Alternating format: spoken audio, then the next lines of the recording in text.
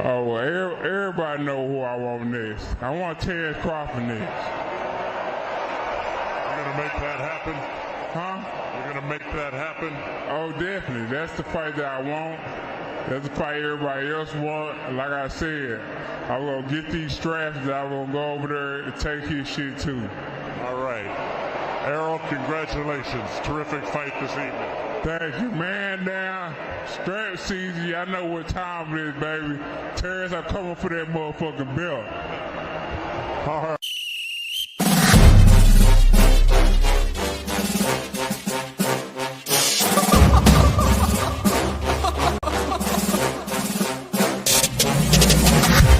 I'm not catching fades anymore. Gotta keep my hands clean when they come for the board. Keep it smooth like a dawn, making moves in the dark. Cause I learned how to swim in the pool full of sharks. Now they coaches, cause they can't read all his motions. How the kid never switched codes, but he code switch focus. Staring down your team with a frozen, ice cold look that could end the summer solstice. Cause I'm more like the top dog. Keep on running game and the gang will accost y'all. I be calling plays from a plane while I'm off court. But we ain't the same, you a lame, I'm a mob star. Actually, I'm a top dog on a stat sheet. Off court, but I call plays for the athlete. When the cop cars try to catch me, cause I rolled off in a taxi. Put my feet up, I'm relaxing. Singing Figaro with no accent. While I pour strings from the streets in. Do it all with a straight face, I'm the kingpin. Top dog, top flow, boss mode, I'm the kingpin. Showstopper, top dog, Godfather, I'm the kingpin. They know I'm a dog and a beast, man. Yeah, I keep the peace with a piece, man. I ain't got no time for a piece, man. Why would I respond to a pawn? I'm the... Hold up. If I let my dogs off the leash, they you might want to get out of dogs by the evening. Honestly, they can smell the blood and the beef. If they don't leave anything behind at the evening. I can see you soft, ever thought about retreating. If you never have, then they'll give you a reason. Better watch your tone, lose your bass when you speaking. Underneath the mask is the wrath of a... When you learn how to smile in their face, then go cutthroat. Then they wanna call you a con when the blood cold. I remember starving while y'all had a truckload. Now I'm with the mob with the call and the gusto. I'm a top dog on a stat sheet. Off court, but I call plays for the athlete. When the cop cars try to catch me, cause I rolled off in a taxi. Put my feet up, I'm relaxing. Singing Figaro with no accent. While I pour strings from the streets in. Do it all with a straight face, I'm the kingpin. Top dog, top flow, boss mode, I'm the kingpin. Showstopper, top dog, Godfather, I'm the kingpin.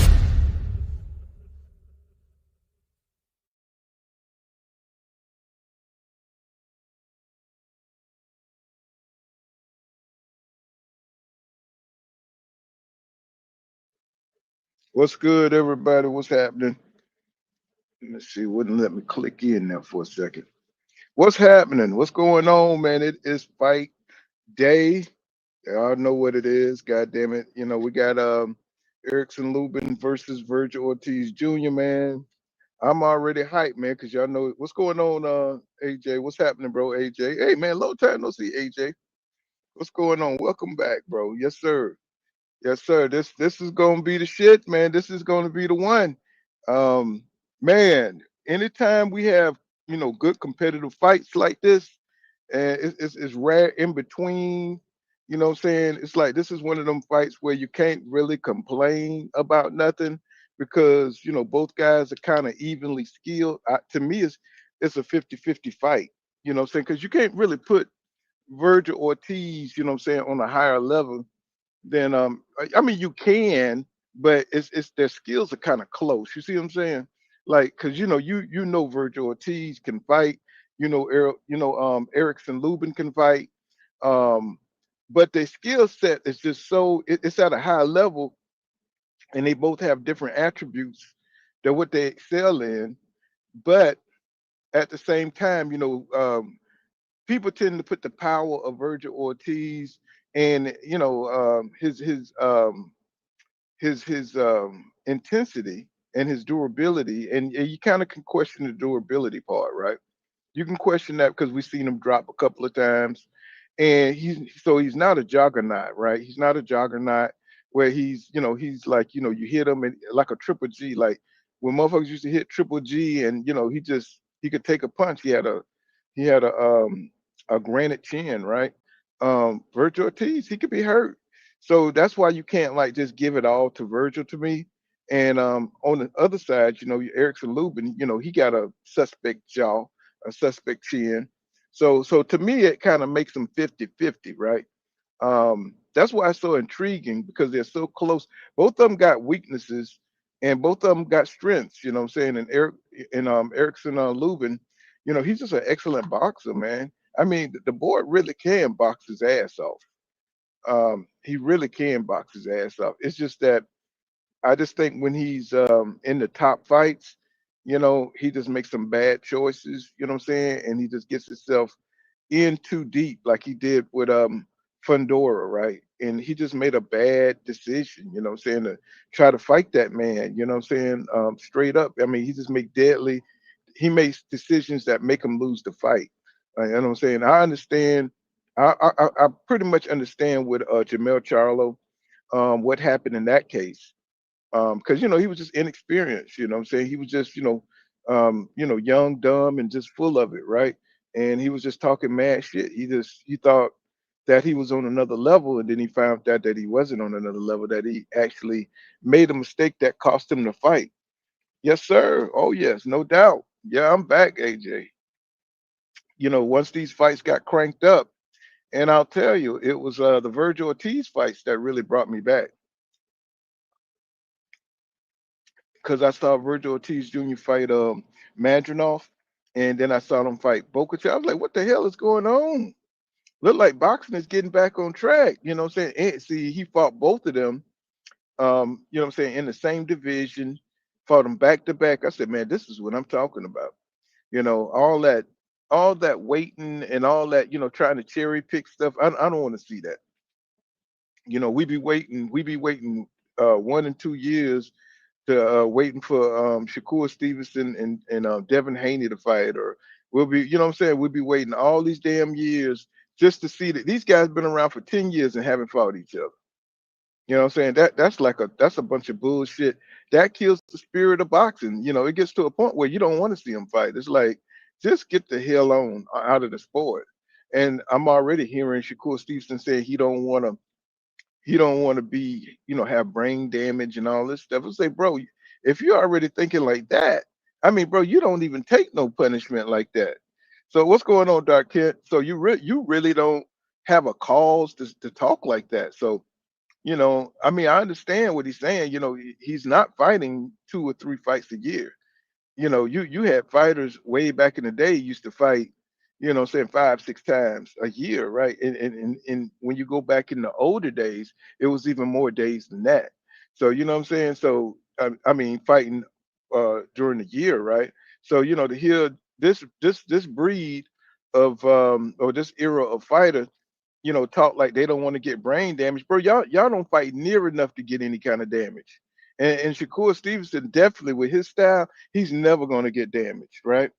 So it's just a joke, what I'm saying, when it's just an excuse not to get in there and or fight more or put more, have more expectations to meet the expectations of the fans. Because you see Mason, hopefully when Mason get up there, um, I know they all, fight as much as they can when they start, but at least give us a couple of fights a year, or at least fight once a year, you know what I'm saying, and make sure that's guaranteed. And I think you'll be okay. Um, you know, it's just that we done got so used to, fighters dropping out for 2 years. And you know what I'm saying? So I was just tired of that shit, man. I'm like, man, I want some fighters who actually want to fight. So I want to see fighters that actually want to get in the ring and prove that they're the best.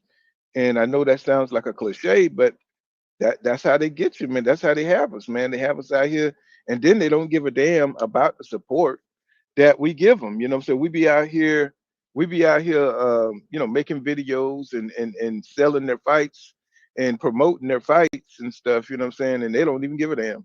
So it's all kind of a catch 22. He says, you said Lubin what? Says Lubin caught cold, yeah, got caught cold with Charlo. But with all the shit he was talking at the time and all the flaws he was saying Jamel was making, he was trying to go psychological with the shit, right? Talking about all the flaws that Jamel was making, and he's not the kind of fighter you know what I'm saying, like he's on a level above Jamel Charlo, and he went out there and made the most fucked up mistake, and he got Falumaloon. He got Falumaloon. You know what I'm saying? Talking all that shit. Telling him I mean, you got to go back and watch that shit. He was talking greasy. He was talking greasy. You know what I'm saying? And he got stopped greasy. He was talking greasy, bro. I was just like, who is this dude? I was like, that little white guy's like, who are you? That little white boy in that meme, who are you? That's what I was like with Lubin. Like, who are you? I was like, my God, dog, you are so disrespectful. And the funny thing is, Jamel Charlo, and he wasn't trying to be funny, but he was like, he's not experienced enough. He don't, he ain't ready yet. And Jamel was saying that the entire time. And I don't think he was like just trying to put him down. He was just like, look, you need a couple of more fights, my dog. You know what I'm saying? You're not ready yet. I know you feel ready. Everything's coming together and you're in the gym and you know what I'm saying, you putting combinations together, but there's still a couple of more things you got to learn before you start fighting the top guys. There's some things that that you got to go through. You need some experience. And Jamel was trying to convey that to the young man, and he went out there and got Falumaloon. You know what I'm saying? I was just like, oh my God. Because I thought that dude was going to go out there and like really put some hands on Jamil, but I thought Jamil was going to be able to weather the storm and outclass him eventually. But I thought he would probably look good. But then, round number one, you know what I'm saying? Bam. You know what I'm saying? Falumaloon, Lubin was straight up out of there. I was like, oh my God, what a knockout. You know what I'm saying? That's back when the lions were, in the jungle, when the lion only was in the jungle, doing their thing, walking around with their chests out, looking all arrogant and crazy and shit. You couldn't even tell which was which. You know what I'm saying? I'm like, God damn. I mean, and Lubin he was gone, man. He was like really sleeping up in there. I'm talking about, I think they had to come get him. You know what I'm saying? Oh yeah. Yeah, I think he has. I mean, shit, he's a veteran now. You know what I'm saying? He's done been around the block, and he done been in the ring with some good fighters. You can't help but, if you got the kind of boxing IQ that Eric Lubin got, you can't help but get better because they're all students of the game, right? They're all students of the game, and the better opponents that you fight, the more you're gonna learn, right? And so you're not gonna make the same mistakes. You're not going to make the same mistakes. You know what I'm saying? And I think that was very educational. I think that was a very educational for Lubin. Um, sometimes when these fighters lose, you know what I'm saying, they gain more knowledge about themselves and the limitations and stuff like that. That's why I hate that we're in an era where fighters can't lose because you need to know what your flaws are, and sometimes you find that out when somebody can take advantage of your flaws. So you learning, by losing and losing on something that you need to work on, and boxing is just so unforgiving right now that anytime somebody get hit with something and they get knocked out, it's like, oh man, well you're trash now, right? And that's sad because you can learn how to take that out of take that flaw or cover up that flaw or correct that flaw and come back a better fighter. And I think sometimes it takes fighters 2 3 fights or 3 or 4 fights, you know what I'm saying, before they get that flaw fixed, because the way you train is the way you fight. And if you train with that flaw, inside your muscle memory, inside your drills, you may not even be aware that you're doing it. But that was a huge flaw, that dipping thing that he does. He likes to dip. Devin Haney, you know what I'm saying, with with the Philly shell. He didn't know how to employ the Philly shell. You know what I'm saying? He used to get every time Devin used to do that goddamn Philly shell, he used to get his ass hit in the face. I was like, bro, stop doing the Philly shell because you can't do it. And I don't know how many times you got to get hit in the face to know when something's not working. You know, or maybe it's just because it looks so cool when Floyd does it. Everybody thinks. I remember I remember when Berto went out there against the Ghost, Robert Guerrero, the Ghost Guerrero, and he tried to come out there with that Philly shell and got destroyed. I was like, oh my God, man. Everybody was trying to, everybody was trying to use the Philly shell, but they didn't have the timing or they didn't have the know-how to how to use it, right? They're using it all in the wrong way. They rolling in the punches and shit. You know what I'm saying? It's like, God damn.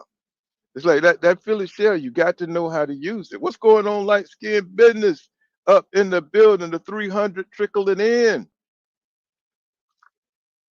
Yes, sir, the 300 is trickling in.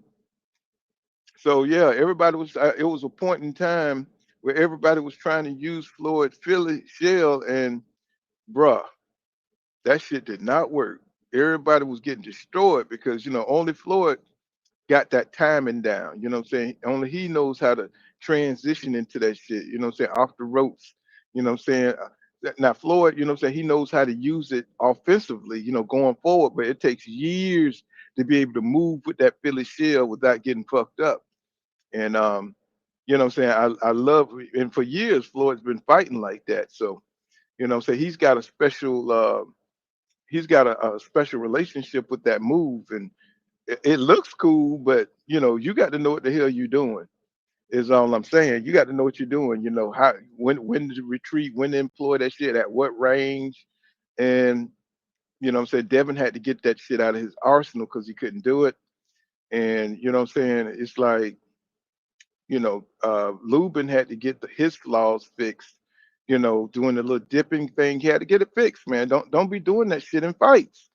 But I think he's okay now because I think he has more of an identity. He's found his identity as a fighter. I think he's comfortable with his style, and trust me, he has a high boxing IQ. His boxing IQ is higher than Vergil Ortiz. Vergil Ortiz is just a tough Mexican. Um, I mean, I don't want to just say he don't have any skills, because he clearly he does. I mean, he has some nice inside work. He got some nice jabs. You know what I'm saying? I like how he move off the jab. You know what I'm saying? When he's mid range and he's jabbing, I mean, he got some good skills. Now he got good timing and all that. It's just that for him, for Vergil Ortiz to hit and move is difficult for him and be accurate while he's moving, a moving target. That's a difficult thing for him. I mean, eventually he'll catch you, but he has to really focus. He has to really focus, and I think a good jab would knock him off focus. He gets pissed off and frustrated when he's coming after you. Because what was that? Michael McKinnison? Was it Michael Kinson fight? That dude wasn't shit, and he was giving Vergil all kind of hell. He was giving Vergil all kind of hell, man. Vergil end up tracking him down and beating him. I was like, damn, you couldn't cut the ring off on this dude. Like this dude like, ain't got no power. He was popping Vergil too, but he just didn't have no power. And I'm hoping that I know Erickson Lubin got power, but will it be enough to keep Vergil off his ass? You know what I'm saying? Will it be enough power to keep Vergil off his ass like that? Because Vergil gonna test you. He's gonna test your chin, he's gonna test your body, and he's gonna test your soul. You know, and I do think that Erickson Lubin got power, enough power to hurt Vergil. You know what I'm saying? But I don't know how much he got left in the tank because I mean when I looked at the weigh-in, this kid, man, he looked great, man. Pause, and all that. But he looked great, bro. Um, I mean, Erickson Lubin looked like I mean, he looked like a true junior middleweight, a true junior middleweight. Let me see. He really did. He said he looked bigger than damn Vergil Ortiz Jr. To tell you the truth, he looked bigger than Vergil. He looked bigger than Vergil Ortiz. And when they faced off, I mean, even if you look at the picture up here, you can see his chest. You can see how tall he's taller than Vergil Ortiz.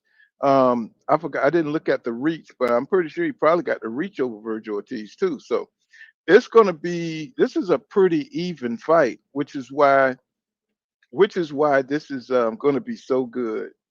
This is so good. And even though Eric Lubin is 30, I forget how old Vergil. I think he's like 28 or 27 or something like that.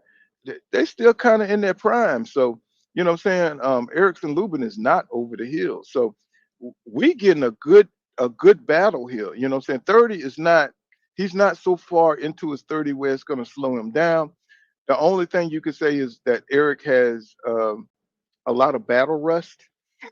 I'm not going to say that he's been torn down because he's only 30, right? And I know you can wear out at 30, but I don't think he's had enough ass whippings to where he's going to be lacking in this fight if he get hit with a couple of good shots. I think he's still got enough vitality in him, inside him, to be able to give Vergil Ortiz the fight of his life. And I think that's what we're gonna see tonight. I think we're gonna see a fucking banger. I think we're gonna see a crazy ass fight tonight. Um, you know, I mean, because if you saw how Erickson Lou, he looks ripped.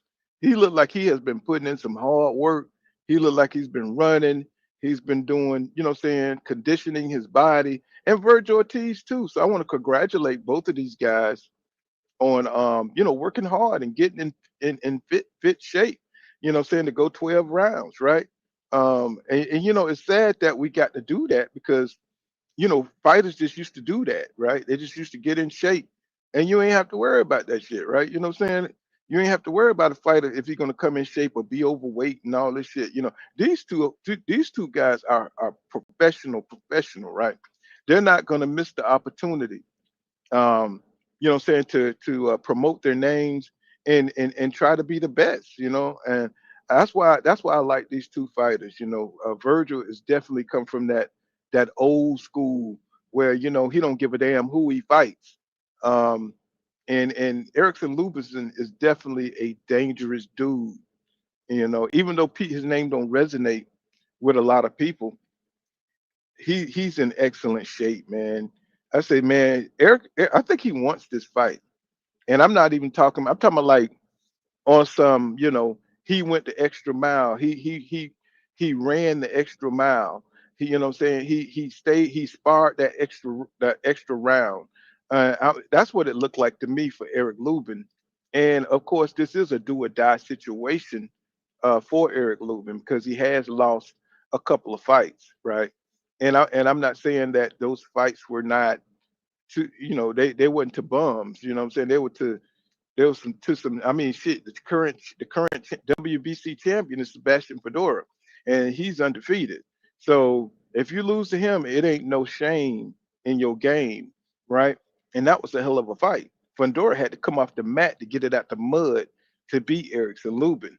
So either he's gonna be a hell of a gatekeeper, or he's gonna beat Vergil Ortiz's ass tonight, or Vergil Ortiz gonna beat him, and he's going to make Erickson Lubin a gatekeeper. That's all you can say to it because this is his third time, and this would be his third shot. What I'm saying, to get into the upper echelon.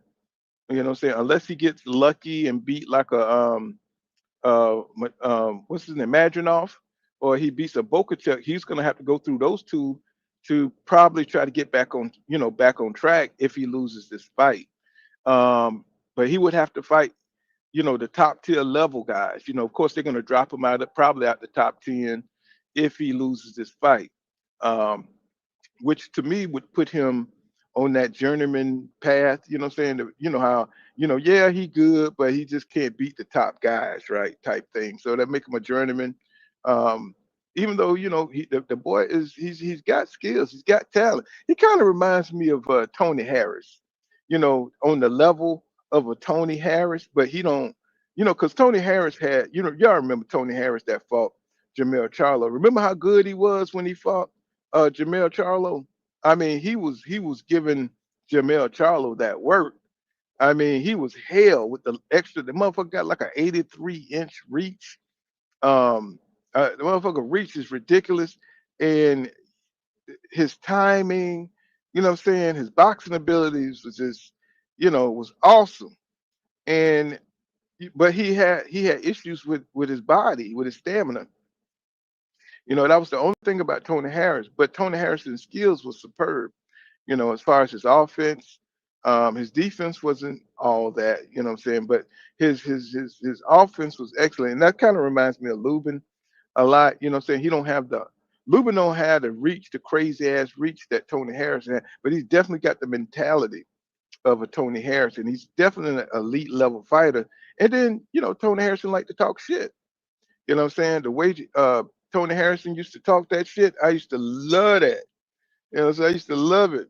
He said, "This fight is so good." Said, "I brought wafer."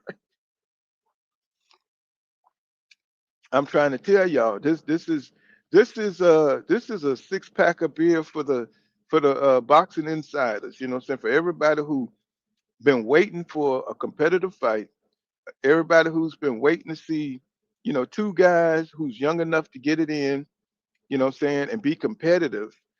This is that fight. This is that fight. You know what I'm saying? And it means, even though they don't have a belt, just because of who they are, what I'm saying, just because their position, we know who Erickson Lubin is. You know what I'm saying? We know he's a, what I'm saying, he's like a duke, what I'm saying, that wants to become king, and the same for Vergil Ortiz, because he's not a champion. What I'm saying, it's like they're all trying to vie for the kingdom, and it's like these two dukes are kind of like equal, but they got to fight it out to see who's going to raid the castle, right? And it's exciting, what I'm saying, because we know what they bring to the table. We know their weaknesses, we know their strengths. Which one is going to win out? What I'm saying, most people, like I said, think that Vergil Ortiz is going to, got more talent, he's got more power, and they think that's going to win the day. There's a lot of people saying he's going to knock Erickson Lubin out in 7 rounds, right? I don't believe that. Do I believe it could happen? Yeah, I do believe it could happen, but I don't think it's going to happen in 7 rounds. If you knock him out, it's going to be late. I think it's going to be late, unless hopefully he don't make a dumbass mistake like he did against Jamel Charlo, right? Um, if he can keep his focus and stuff, if it's the knockout's going to come for Vergil Ortiz, it'll be late. But if Lubin is having one of those nights where he's, what I'm saying, he's entering the matrix, and like everything start clicking for him all together, and he just believes in himself that he can win this fight and that he can hurt Vergil Ortiz. Let me tell you something. The whole world will stop moving for 5 seconds if Eric Lubin goes in there and knock out Vergil Ortiz Jr. Bro, y'all know we would be sitting up in this thing tripping if he goes in there and knock out Vergil Ortiz Jr. You know it. Because nobody really believes that Eric Lubin got that kind of power, just because of how dominant Vergil Ortiz is, how nasty he is with the pressure. But Vergil don't fold under pressure. You know what I'm saying? He kind of knows how to move and how to glide with the pressure. You know what I'm saying? He don't want to fight against that pressure, because Vergil Ortiz might be the stronger he's the younger guy, and he might just be able to overpower him. So he's just one of them old veterans who knows how to move, how to roll with punches. You know what I'm saying? He's not going to fight against something that's natural. And then when he gets Vergil missing and overcommitting, he's definitely going to make him pay. And I just is such a good goddamn fight. It's ridiculous, bro. just from the mental aspect. You know what I'm saying? From a mental aspect, this is one to see. And if I was a fighter at 154, I would definitely be studying this fight. You know what I'm saying? For future reference. I would study this fight for future reference. He says, two dogs in the ring, someone's gonna go. That's right. But the only way, Erickson Lubin is gonna be able to knock out Vergil Ortiz if Vergil Ortiz run into something he don't see, and it's gonna be a cumulative. You know what I'm saying? Because he's not gonna knock Vergil Ortiz out with one punch. He's gonna, because Erickson Lubin got this. He's got this habit of knocking people down but not finishing up. And he's not a great finish. Well, he finished lesser opponents, but when I'm talking about top tier opponents like Fundora, you know what I'm saying? Who else he lost to?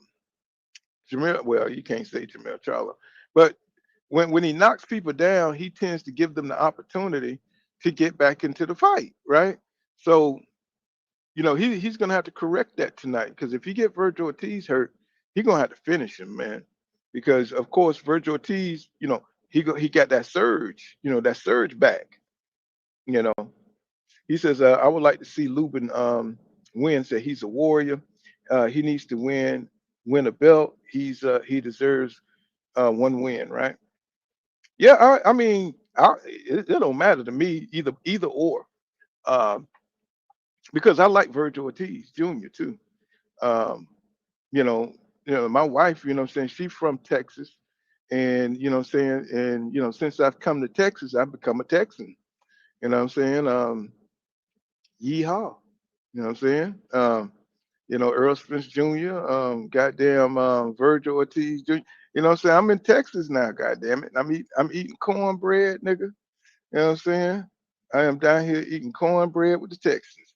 He says, what Doc Kent says, Pool said just came across Zaya Abbas Barrero have okay, WBO, and they I'm surprised that happened before. Okay, okay. Match, I have no clue. He just won. They just elevated him. He was fighting this dude named Yornis something, some foreign shit. But he could fight too now. That dude there could fight too. It was a hell of a battle. I mentioned it on here about how good that fight was. If you want to see who he is, um, put him in and go watch his last fight. That motherfucker, that was a hell of a fight. That was like one of them Rocky fights. It was like Rock'em Sock'em. And he was getting pieced up. Abbas Barrero, he was getting pieced up by Eunice, what they call him, Eunice something. Um, but he beat him. He beat the dude, and Barros beat him, and then he got elevated to the IBF. AB shit, WBA. He got elevated, but they got the right to fight, um, because those are the weakest link. Those are the weakest link at 154. So I don't know how that came. The two weakest ones end up unifying. You know what I'm saying? It's like, because I guess it makes sense, because nobody really want to fuck with Fundora. Nobody really want to fuck with what's his name, Backroom, right? So I guess it does make sense, what I'm saying, for them two to fight, because those are the weakest link. I really can't see Abbas Barrero fighting Fundora, because he looked like he's about 5'2". You know what I'm saying? And then of course, what's his name? Xander. He's kind of a weak boxer. He's a good boxer, but he's not a strong puncher, right? He's not a strong. He can outbox you, but he's not gonna knock nobody out. Um, I always admire his boxing ability. It's just that it's not special. He's not special. And the only way he was going to be able to get a belt is, if it was some kind of weak competition, saying in the way. But he's not going to hold on to that belt long. And shit, he could beat Barrows in that fight, Dark Kent. He could beat him. because he comes forward with his head down, and I don't think he'll be able to uh, track Xander down. Xander is not going to trade with him the way Eunice did, the way Yorkis Eunice did. He's not going to trade with him like that. He's going to pick his spots and box that guy to a victory. But he's not going to be able to do that shit with Fundora, and he's not going to be able to do that shit with Backel, you know. And then you got Jerron Boots Ennis, that's going to be in the mix. So you know them two are not going to be champions long. He says they're supposed to fight January 31st. Okay, that should be a pretty good fight though. But if Abba Sabero do, if he can cut the ring off on Xander ass is fried. That little dude is like Joe Frazier, and he don't comb his head. Look like the more nappy his head is, the more power he possesses. You know what I'm saying? There's something about nappy hair. And then he look, I think he's from Angola or some shit like that. I think he's from that, man. You know what I'm saying? The motherfucker eating special fruits and shit over there, tying elephant nuts around their neck. You know what I'm saying? No, nigga, they're getting that extra testosterone power from the motherland. He said, Spence, my guy, you don't know? You already you know where you at. You know what I'm saying? You know where you at. He says, said Michael Rhythm says, he said, what's up? Oh, he's saying, what's up, everybody? What's going on, my brother? You know you one of the 300. He says, retro says, bruh, Spencer, my dog. He said he has it boxed in a minute. Hope he comes back. Of course. You know, he's in if you look at Spence right now, he's in top shape. Right now, Errol Spence Jr. is in top shape. And he must be preparing for a fight. Because when I look at he ripped up and everything, and people I've been talking to, some of my Dallas people, and they said they've been seeing him downtown. You know what I'm saying? They've been seeing him all around Dallas. And I forgot somebody was on here telling me that they was gonna go back down and see. I could never catch him, man. When I'm in Dallas, I could never catch EJ. So I could ask him a few questions, and he just be, I don't know, he's just too fast, man. He be moving everywhere. But yeah, he's been training. He's been training for a long time too. So he looked like he ring ready. I mean, I don't know how much he got to cut for one. I'm pretty sure he's gonna fight at 154, but I don't know who he's gonna use for a coach. But I'm pretty sure Ronnie Shields or any of those guys like that would be willing to take in Errol Spence, right? Because he's never been a discipline problem. I don't know what happened between him and Derek James, you know what I'm saying? But whatever it was, it fell apart way too fast, and it fell apart at the wrong time. It fell apart at the wrong time. So it could have been that he just took a big loss, and this man coming in here probably asking for some more money, and this man haven't even gotten over the loss yet. So it's like these things happen. He says when I was younger, says my cousin used to have nappy nappy pearls. He hits like a truck. I'm trying to tell you. It's something about them black fighters when they hair unkept and they ain't got no socks on, like Tyson. It's something about it, man. It's like it's like a superpower, like a super boost. Being unkept and just don't give a damn. And you know what I'm saying? You're just gonna throw caution to the wind when you enter the ring, right? And that's what I get from Abus Barrero, right? He don't care. He's coming in there like he look crazy. He looks like a koala bear. Seriously, he looks like a koala bear. But he's a koala bear, could knock your ass out though. But he does look like a koala bear. And his head just be nappy, and that's a dangerous dude. But I mean, that's a good fight between him and Xander though. Because Xander, let's face it, he's not a world beater. He's a nice, highly skilled boxer. That's it. You know what I'm saying? I could see him and Jermaine Ortiz. I know Jermaine Ortiz, I don't know if he's still at 135 or he done moved up to 140. But Jermaine Ortiz and him are excellent boxers. They box almost the same. They almost got like the same identical style. You know what I'm saying? But shit, I don't think Xander's gonna. He's built for 154 to be a champion for long term, unless he turn a corner and he start elevating and getting better at some things, right? Like maybe if he's increased his power, maybe if he, start going for the knockout a little bit more, then I probably would be convinced that, he'll have some staying power at that weight class. But right now he's just like he's kind of like Devin Haney at 154, right? He's kind of like a Devin Haney at 154. But I don't think he's as athletic as Devin. He says no, said he did not properly get ready for Crawford. Well, I think I think I think Derek was out his depth.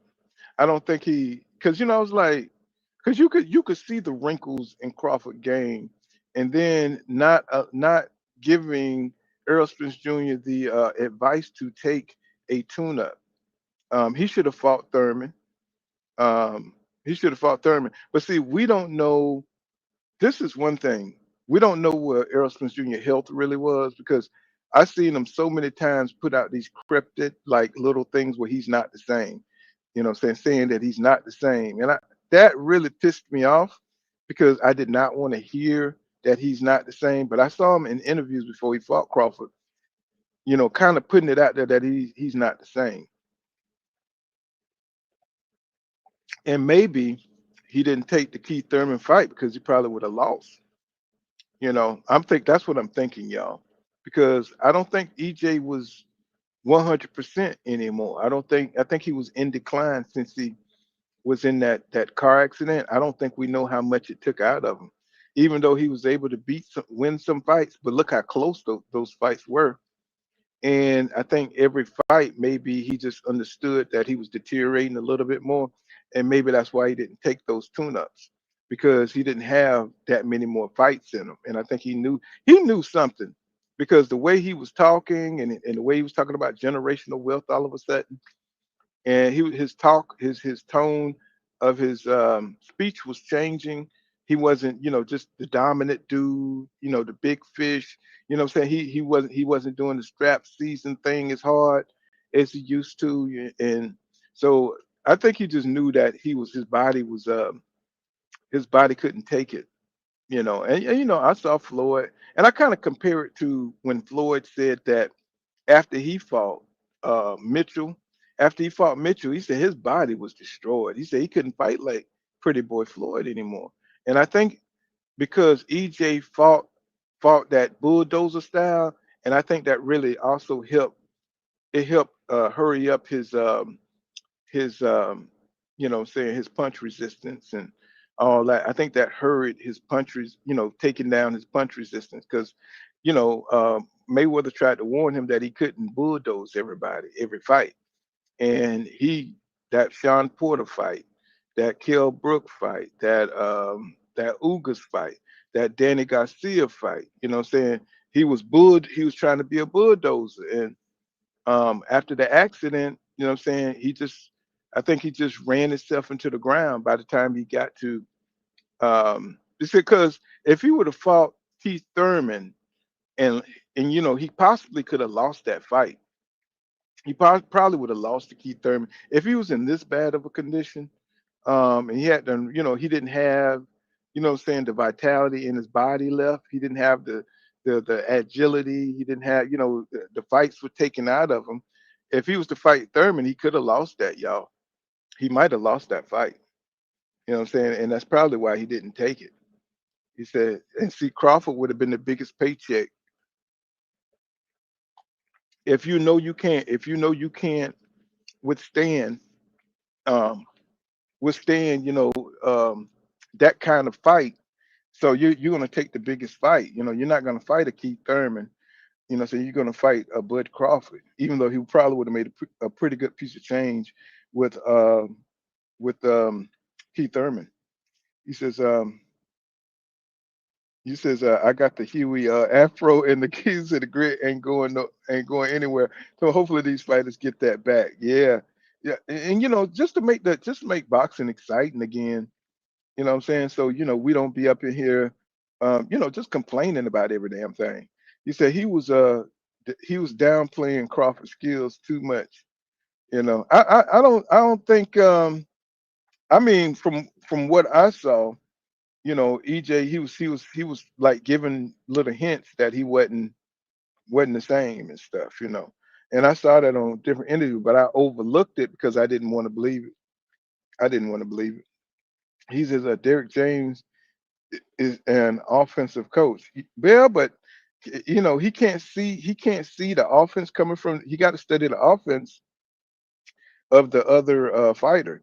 But then again, we don't know if it's Derek James coaching, or is it that EJ couldn't execute as the athlete. He just wasn't the athlete that he was before, right? You know what I'm saying? How much is it that it was Derek James coaching rather than just EJ can't execute on the same level, right? Because the way I see them, they don't seem like they really talk on a personal level like that. And kind of like when Mickey was talking to Rocky and he was trying to protect him from Clubber Lang, and what I'm saying, Rocky thought he was okay. He thought he could beat Clubber, and Mickey was telling him that guy will destroy you inside of 6 rounds, right? And but see, they don't seem to have that kind of deep relationship like that. Where Derek James, all he care about is showing up at 6 o'clock. We're gonna do these drills. We're gonna work on this today, and then when you leave, that's it.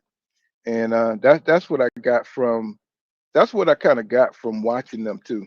It's all business, you know what I'm saying? It's like for to be together that long for it to be all business is crazy work. He said he needed a defensive coach to help his fighters. He just seemed slow. It didn't seem like EJ seemed like he was slow that night. I'm talking about he didn't seem like the same fight. It's like he got old overnight or something. I mean, he was reaching, he was overreaching. I'm talking about not when he overreach, it's fast. You know what I'm saying? He can snap back. He might get hit on the shoulder, something like that. But he was overreaching so goddamn slow. Crawford had all day. He had all day. I was like, what's going on with EJ? Why he so fucking slow? I mean, trust me, once you've watched a fighter over and over, you know what I'm saying, and you don't watch all their fights, you know what I'm saying, you're familiar with how fast they throw punches and stuff like that.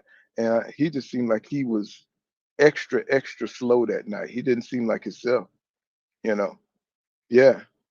He says, Dark Ken said agreed. He says Bud 140 wasn't acclimated to 147. 140 wasn't acclimated to 147. Yeah, Bud took his time getting himself together for 147. You saw how he backed out to go to Black Prime, and saying to fight David Avanesian. Saying I think that Spence just he should have took him a fight. You know what I'm saying?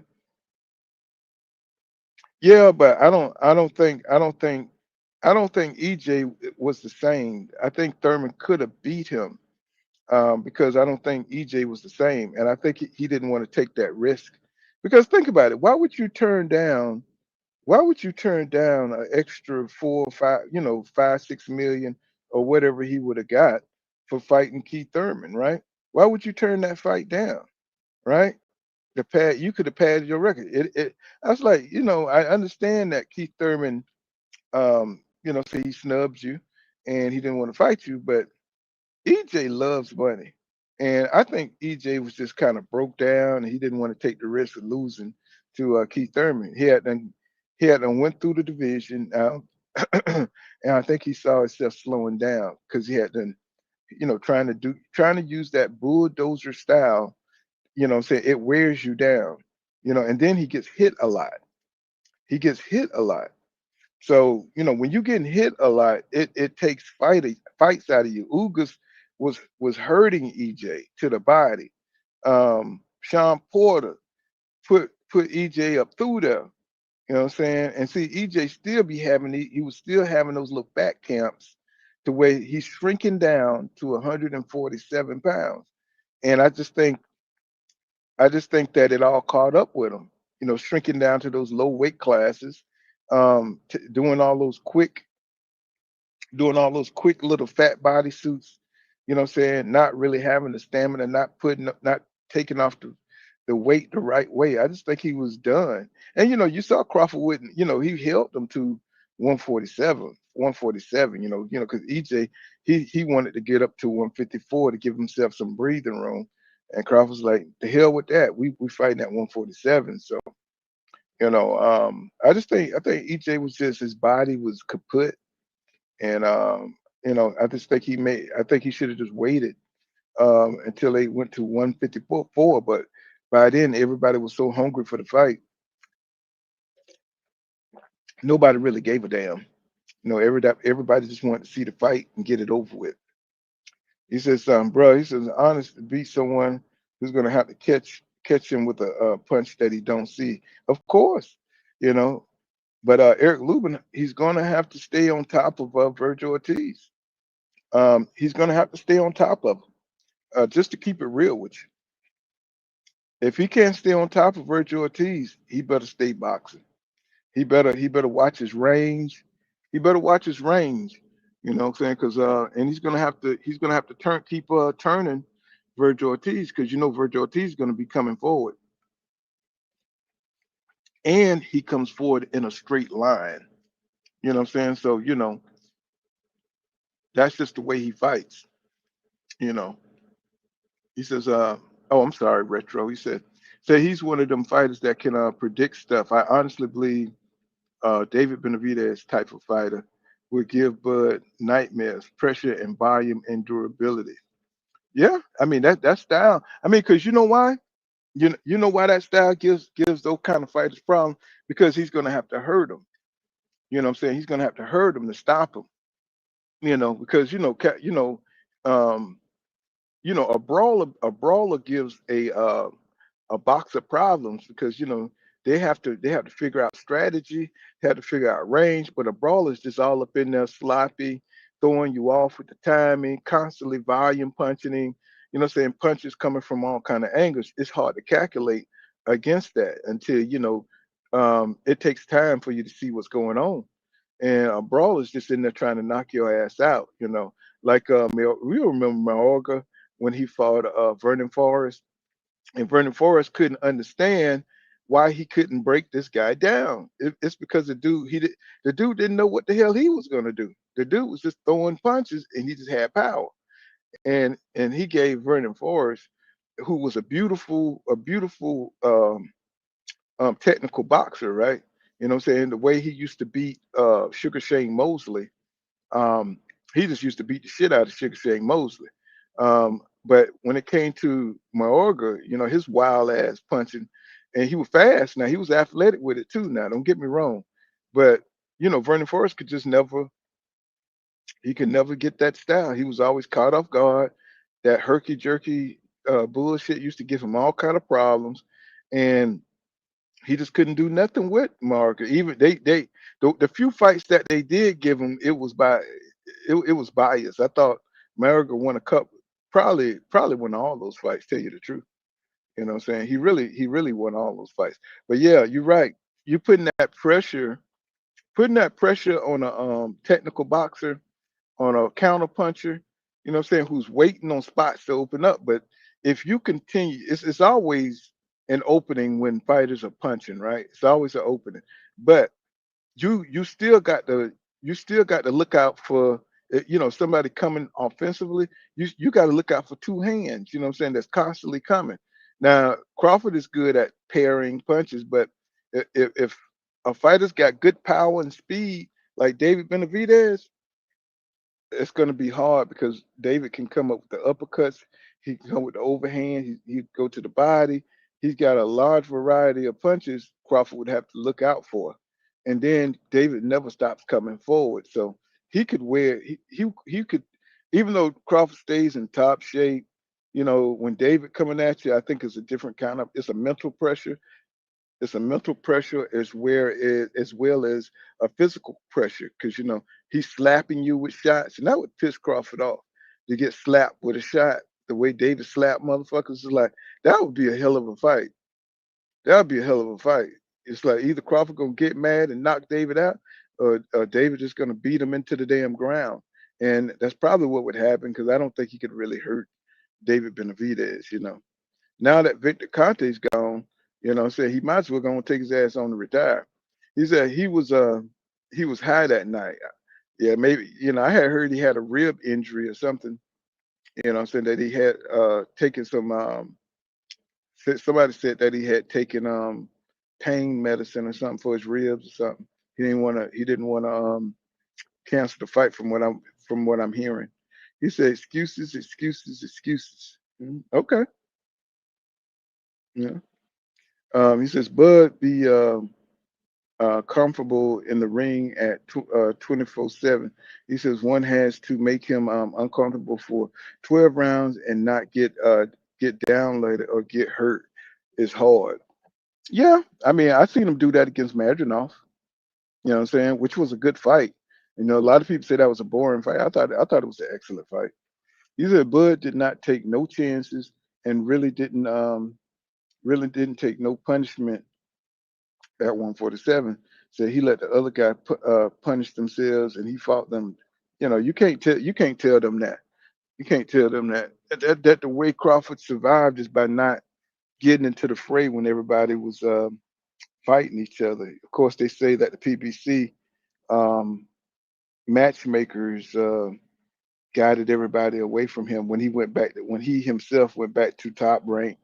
So it's like it's just it's a lot of cognitive dissonance what goes on. When you talk about Bud Crawford, what I'm saying, during that time. He says great EJ was damaged goods. Yeah, I think so. I just think he didn't let it out because he wanted to make that big payday. He was cursed by the gods, when he was going to get that Pacquiao fight, and then he got the eye injury. He got into two car accidents. It's just like, bruh, what the hell? Did you break a mirror in Dallas? You know what I'm saying? It's like, what the hell's going on? I mean, did you kill a crow? Did you run over a crowfoot? I mean, something's going on, you know. Yeah, I agree, Mike. I think with Blu-ray, I just think EJ, he said his body couldn't handle it. But he looked like a straight up monster when I mean, you saw the traps, what I'm saying, when he was working with Blu-ray, and he just couldn't deal with that work ethic over there. He says EJ never fought anybody with great feet. He says Thurman would have given him problems and made him look slow too. hmm what Crawford don't really move his feet like that. You know what I'm saying? So Crawford just got fast. He got fast hands, fast reflexes. Um, but what I'm saying about that is EJ look especially slow. You know what I'm saying? It wasn't compared to no Crawford. I know how Crawford moves, but he just didn't look like himself. You know what I'm saying? I know everybody want to make it seem like, that was because of Crawford. No, EJ, he didn't look like, if you go back and look at any of his fights, what I'm saying? EJ never looked that bad, never looked that slow. You know what I'm saying? Never reached that far, never did shit like that. So I just think he was in decline. I think he was in decline at the time. I mean, just go back and look at the fight and look how he fought. You know what I'm saying? Just go back and look how he fought. Look how he looked. You know what I'm saying? So it could have been the ribs. It could have been. It was something. You know what I'm saying? It was something. He said you also got to notice to only real punches. To you also got a notice to only real punches. To me was Kell Brook, Danny Garcia. Everybody else was average punchers that fought. That Earl fought. Yeah, but anytime you get hit in the head, um, you know, the way Porter's trained, he trained like he was training for special forces, for EJ. You know, he piled on the resources. He said he was going to give EJ his first loss. So you could see how much Sean put into that. So I think Porter was really trying to give EJ his first loss. He says Porter. Let me see. He says the Porter that fought Earl would have beaten Crawford. That's what I'm saying. You know, that he went and worked out like he was in the what they call it, the hypotonic chamber or something. What they call that thing, hyperbolic chamber. And yeah, that Porter that was still he was a champion, right? They act like they don't understand that it's a difference when you don't have a belt, and there's a difference than when you do have a belt. There's a difference. There's a big difference. And then you know, then Porter was training in his front yard when he trained for Crawford. He was training in his front yard. So, when he fought Kell Brook, that was a Kell Brook coming down from 154. Um, of course, he was coming off a couple of wins, but who were those dudes up at 154 that he fought? He couldn't even he said he couldn't even make 147. So there's always some shit like that when it comes to Crawford. You know what I'm saying? There's always some shit like that where he's looking for a wounded beast. He always looking for weakness. He said Michael Rhythm. He says facts. He says Porter was training like the boogeyman was coming was coming running with lions, running with the top off monster. Yeah, because he had like what he had Barry. He had those DC coaches. You know what I'm saying? He had his daddy. You know what I'm saying? He was training with Peterson. What's his name? The dude Erickson Jr. beat. What was his name? Peterman. Oh, Lamont Peters. Lamont Peters. He was training with Lamont Peters. I mean, he was doing everything. Man, he pulled out all the stops to stop EJ. So you don't see fighters coming out for Crawford like that. Coming out against Crawford like that. He only seemed like he looks for the cracks in your armor, and he knows when to fight you. So what I'm saying? He don't fight you when you at the top of your shit, and what I'm saying, like, you the champion, what I'm saying, and you're hungry and all that shit. He don't fight those kind of fights. He says, of monster truck wheels jumping on top of elevators. But getting back to this fight, um, I think this is gonna be an educational. Let's say Vergil Ortiz goes on to win. This is going to be his best education, as far as what I'm saying, because I would say Lubin is the best opponent that Vergil Ortiz ever fought. What I'm saying, and I can't say that for Erickson Lubin. I can't say that, but for Virgil, I could say that this is the best opponent that he has ever faced, and this is going to teach him a lot, and it's going to bolster his confidence for when he moves up. When he goes on to fight Backram, or if he goes on to fight, I think this is the WBC interim championship. So if he goes on to fight Fedor, he's gonna have a lot of confidence, and he's gonna learn a lot about boxing. Because that's one thing that Eric Lubin can do is box, and that's what he's gonna need to beat Fundora is he's going to have to get his boxing game together because Fundora, man, he's different.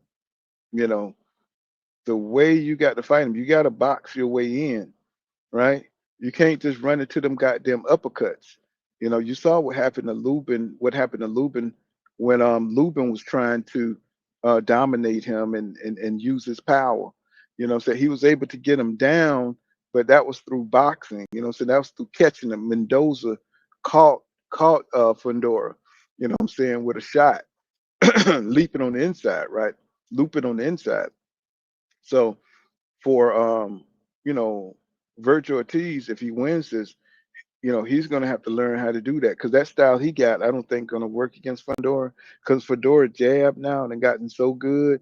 He don't even have to be in the same zip code, you know, with Vergil Ortiz, right? And he's already a short dude, so that's going to be a hard fight for Vergil. But I think with him fighting Erickson Lubin, he can pick up a couple of things, on his footwork, on how to work it on the inside, how to, what I'm saying, how to fight from the outside.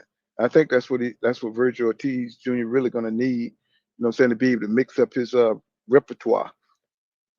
to become a better fighter. Cause all that inside shit don't work with everybody. What he's gonna do against Backram? He's gonna go toe to toe with Backram. That's for Backram. Eat that. He's like the 154 Arthur Better Beef, right? He's like the 154 Arthur Better Beef. He said this fight can cause a rip. It will. I think that's why this fight is so good, because I think it will cause a ripple effect. Yes, sir. Yes, I think it is, because I mean, you know how good these guys are. He says Bud whipped all their asses fair and square, talking about wounded soldiers. He says y'all still ain't getting over them ass whoopings. I see. You know, is this dude? This dude must be don't know where he at, man. It's like he must be don't know where he at. I mean, you can talk your shit in the comments all you want. Nobody ain't thinking about that.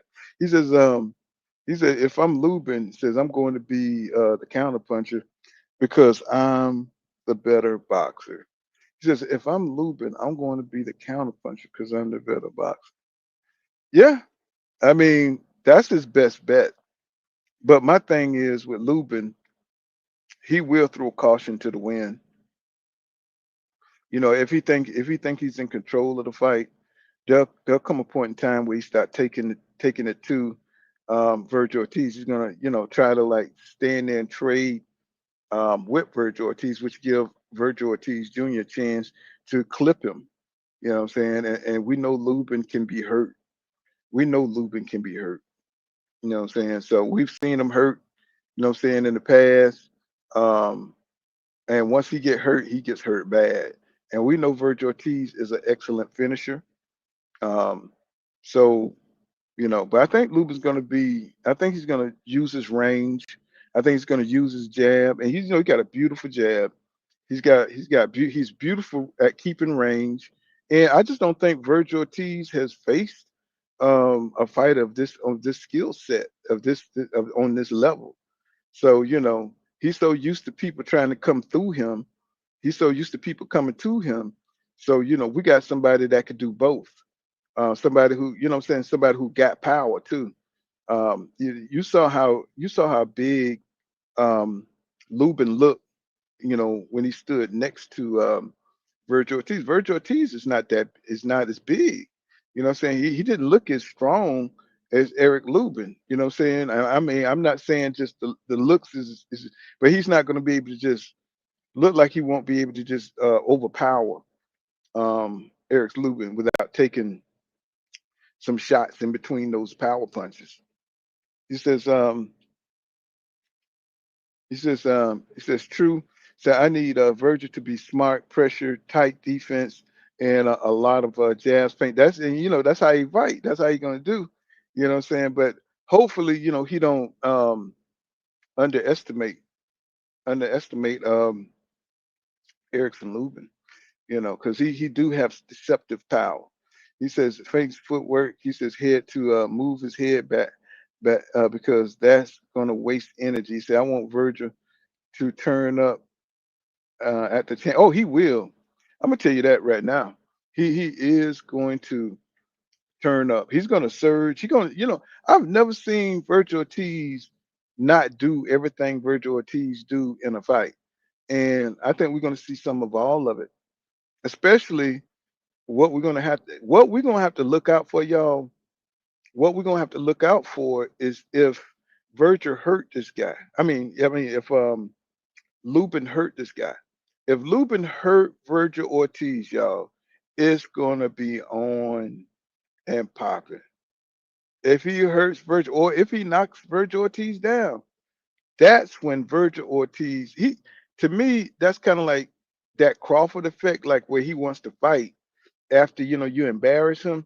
Man, Vergil Ortiz got that shit bad, man. He be wanting to destroy you. It's like he take that shit so personally. Once he gets knocked down or he gets hurt. When Aegis Kavalauskas knocked him down, that dude can't. You saw the look on. He looked like he was on the warpath. I was like, and people. I mean, everybody got excited when Vergil Ortiz started turning up on Aegis Kavalauskas. He did the same thing against Mike Kennison. He did. He fights like that, right? So he's an exciting fighter, and he don't care about getting tired. in the ring. He'll punch until he get tired. He's gonna leave it all in the ring. Um, and that's why this fight is gonna be so good because Vergil do not want to lose. He's highly competitive. He's a very prideful fighter. Um, he's a very prideful fighter. He do not like to get embarrassed. And if Lubin can't weather them surges uh, that Ortiz is about to unleash on him, it's going to be a knockout, man. I see a knockout, but it just depends on how slick Lubin's going to be. He said, I just don't know if the two. He said, I just don't know if it's two sides of every story. He says, his nickname is the Hammer. I know. I mean, I was happy to see. I was happy to see him, say his moniker. You know what I'm saying? Eric the Hammer Lubin. You know what I'm saying? Isn't that a great name for a fighter?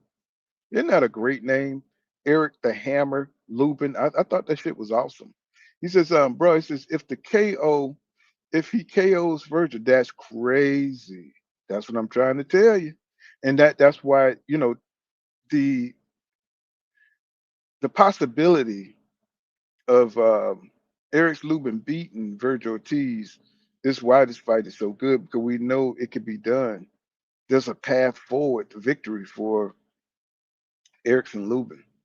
And we've seen shocking upsets before, and we know that Vergil Ortiz can lose focus in fights. You know what I'm saying? He can get dropped. You know what I'm saying? So it's you know what I'm saying, it's almost like you expect him to be dominant, but then again, he's vulnerable at the same time. He got some vulnerabilities, right? And you fighting a veteran fighter with this kind of skill, he could take advantage of those vulnerabilities. Because let me tell you something, Lubin goes to the body like nobody else. Lubin, I mean, nobody don't talk much about it, but Lubin goes to the midsection real smooth, bro. And he works on that midsection. He can get it off the ropes. He can get it. He goes to your body. He got some nice little, nice timing shots going to the body. You know what I'm saying? He got the stab jab that goes to the body. He's a very slick, cunning boxer. A lot of people don't know that. Very, very cunning. The way he gets his shots in. It's just that will he be able to hurt Vergil? Will he be able to outthink? Will he be able to outthink Vergil? You know what I'm saying?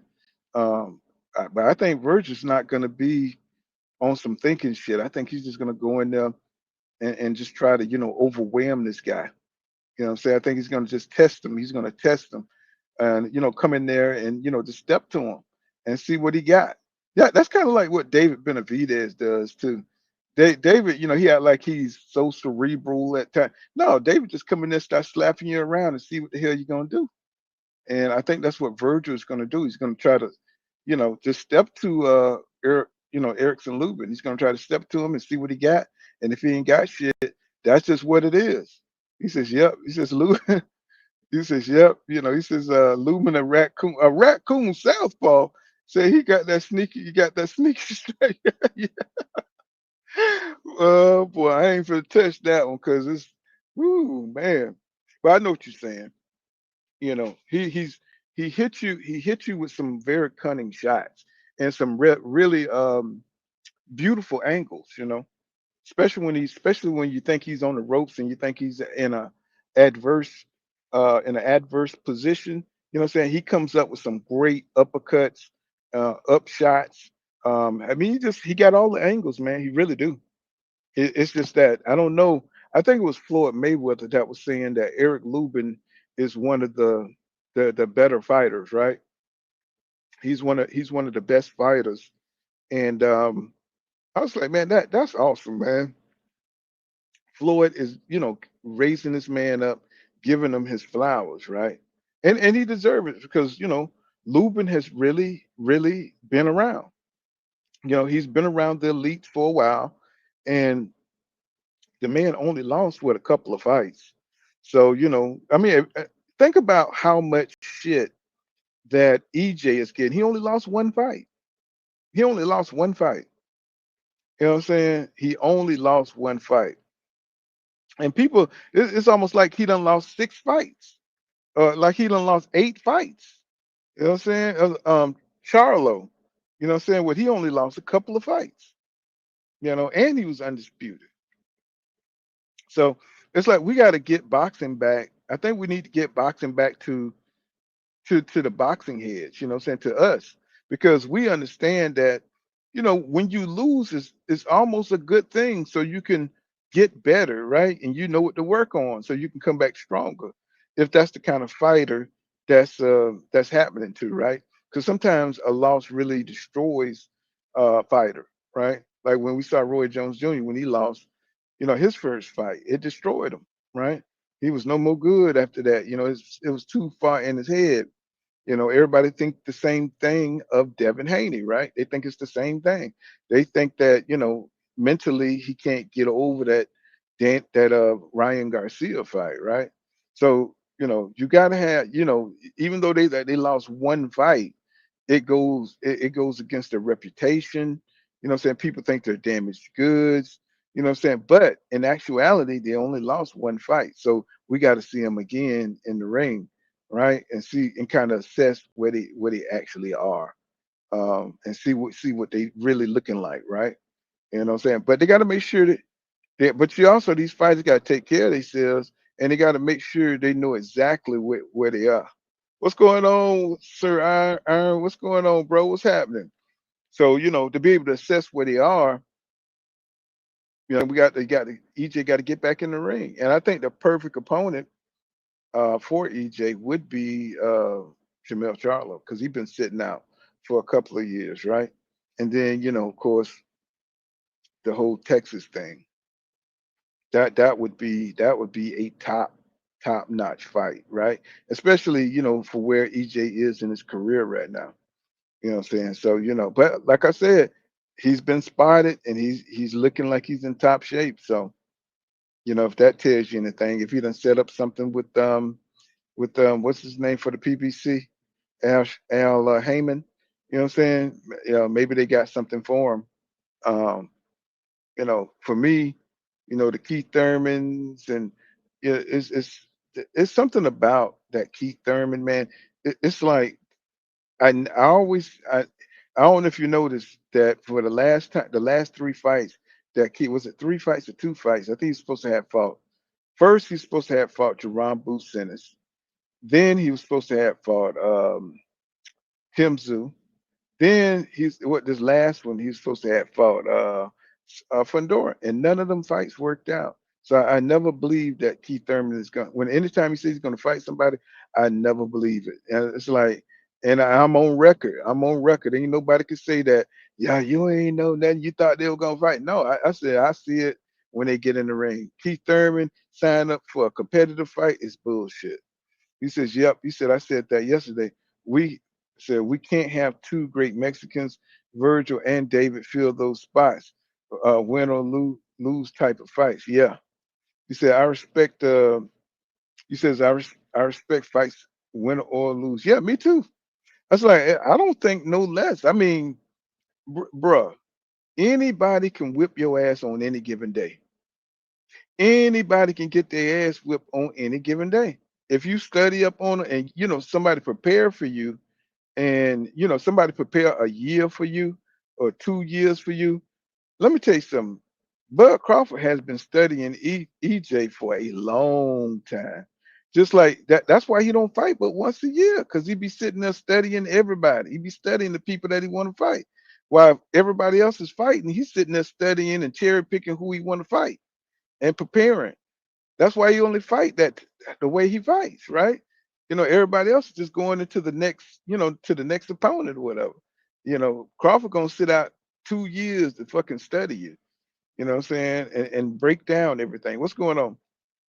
What's going on? How you say your name? I don't know how you say that. But yeah, that's what that is. And I'm not saying that it wasn't successful for Crawford, but that's not the kind of shit you want to see. You want to see him go through the division, If he's going to stay at 168, fight Mabili or fight what's that other guy? It's another guy now for the IBO up there too. I forgot his name, Leslie Iglesias or something, Iglesias or something like that. Fight one of them dudes. You don't have to, but what I'm saying, if you want to be a legitimate undisputed guy, what I'm saying, fight one of those dudes, or go on down to 160 and fight Janabak, what I'm saying, or fight Carlos Adamas, right? Fight one of those dudes, what I'm saying, fight somebody in the division. I'm saying, stop being an opportunist and fighting the one guy at the end. I'm saying, saving and preserving your body, right? Everybody else is going through the meal, right? I don't even like Canelo, but he fought quite often. What I'm saying, and even though he didn't fight the people that we wanted him to see, and he was protected by fighting certain kind of fighters that wasn't going to give him too many problems. He fought often. He went through a division process, and less we seeing fighters go through the traditional way of fighting. Right? They don't want to do it the old way. They want to do it. They want to skip steps, and they want to get up the line. Crawford beat everybody till Canelo. He beat everybody that was at 168 that's supposed to fight Canelo. He skipped the line on their ass. David was forced to go to 168 because of the politics. I mean, the 175. He was forced to go to 175 because of the politics, right? Even though he should have had a shot 2 or 3 times at Canelo. So we know that boxing has a lot of issues and a lot of problems um, that makes you dislike the sport the way it's ran, right? So I'd be damn if I support Dana White coming into boxing and even messing it up even more, messing it up even more. So what I'm saying, I don't want to see that shit at all. So boxing is already corrupt as it is. Been seeing a lot of bad decisions lately. Judges, what I'm saying, just giving you split decisions instead of unanimous decisions, throwing doubt on the fighters and stuff like that. When clearly you saw that the fighter won the fight. It's just ridiculous, right? So, even without Dana White, boxing already got enough problems, right? So, but I'm gonna tell you this. I'm gonna tell you this. I'm glad Victor Conte. I shouldn't say that, but I'm glad that he won't be in the sport of boxing. Let's just put it that way. I'm glad that he won't be in the sport of boxing. I know there'll be somebody who take his place, but I'm glad that Victor Conte is no longer, what I'm saying, he's not influencing. I don't know if his sons or whoever's going to take over Snack. But that's going to be something interesting to watch. What's going to happen to Snack since Victor Conte is gone? You know, and they had. I think even Victor, not Vergil Ortiz Jr. I know they got the Snack logo in the gym, so I don't know if he's doing Snack or whatever. You know what I'm saying? He says Bud didn't cherry pick. He says Canelo is the cherry picker. He says most top fighters fights once a year anyway. I agree with that, but you know, the fighters that was fighting at the PPC, what I'm saying, they were getting it on. You know what I'm saying? I think Bud, when I say that he waited to the end, what I'm saying, it's a certain, look at the times that he fought certain fighters. Go back and just do it, just be unbiased, what I'm saying? Get all the little hate out your heart and just look at it from an unbiased point of view and look at when he fought fighters. And if you can't see it, you can't see it. What I'm saying, not everybody's gonna see it. I'm not gonna sit up here and keep arguing with motherfuckers that love Bud dirty draws. Okay. You need to do your own investigation and stop being so fucking biased. You know what I'm saying? And just look at when he fought motherfuckers. Okay? You know what I'm saying? Because I hate this victimization of Bud Crawford, right? It's like look at the shit from an objective point of view. You know what I'm saying? Stop trying to look in for everything in favor of Bud Crawford, right? Just look at when he actually fought people, right? And can you really say that he fought people at their best? You know what I'm saying? Can you really say that? Okay. Now I give him the Canelo win. I give him big credit for the Canelo win. And the reason why I give him credit for the Canelo win because it was 3 weight classes, and Canelo thought he was going to beat Bud because he had the weight on him. Little did he know. See, one thing Canelo didn't know, and that's why he lost to Bivol too. This is why he lost to Bivol too, because they said Canelo was the one. He says Canelo was the one that picked Bivol. Usually, what's his name? Eddie Reynoso picks out the fights, right? But then Canelo picked uh, Bivol. See, so he thought Bivol was slow. He thought Bivol was basic. You know what I'm saying? He thought he could beat Crawford because he was coming up 3 weight classes, right? And that he was going to be able to do the same thing that he did to Jamel Charlo, right? You know what I'm saying? But Bud is actually a boxer. You know what I'm saying? He's an athletic thinker, and he's an adjuster in the ring. He can make adjustment. He can read you. He can break down your style. And I think Canelo, Canelo he's never been that kind of talented boxer. He's got talent, but he can make adjustments, but not on the level of Bud Crawford. I think he just got it naturally, right? And that's why I give him credit for that one because I think Bud is an old school fighter too. So they go way back, to the they go way back. I think Bud even go back to HBO. I remember watching Bud on HBO and shit back in the day. So I give him credit for that fight with Canelo because Canelo cheats so goddamn much. You know what I'm saying? He cheats like a motherfucker. He says he already discussed this man. Said we know Crawford soft as fuck. He says about to cherry pick another um, undangerous Russian nigga. He says wash, rinse, repeat. So I say you got to look at it from an unbiased way. You know what I'm saying? Or you won't see it. You'll miss it. You know, you'll miss it. What's going Hustler Home? What's going on? Hustler Home I always be coming up in the thing when we when we be talking about Crawford and Spence. Yeah, when you have me hey Hustler Home, you at work? You at work, Hustler? It's like, man, I haven't talked to your ass in a long time, man. It's like, where the hell you be at, man? It's like, I haven't talked to you in so damn long. It's crazy, Hustler. It's like, have you stopped making videos and stuff like that? Because I spread myself so thin because I used to try to go to everybody platform, and I just kind of got burnt out, so I took a year off. You know what I'm saying? I was like, I used to go to everybody platform, arguing and all kind of shit. I just got tired of arguing about the same stuff. So I said I had to take time out. Then boxing really wasn't boxing had a long lull where fighters didn't want to fight each other. Now we see Javante Tank Davis retiring. The fighters, the ones that was at 135 still haven't fought. So I just got frustrated with the whole thing, man. I was just like,